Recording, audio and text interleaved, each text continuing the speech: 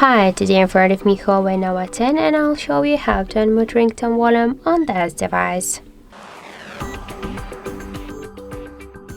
So first let's open the settings application and then tap on the sounds and vibration. Here you'll see the ringtone notification volume panel. Just to unmute ringtone you should hold and swipe to the right side this white dot.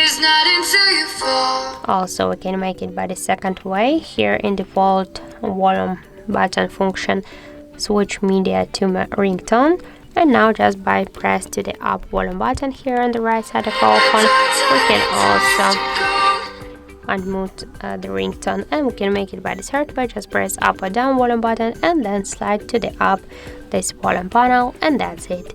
So thank you for watching, and if you find this video helpful, don't forget to leave a like, comment and to subscribe our channel.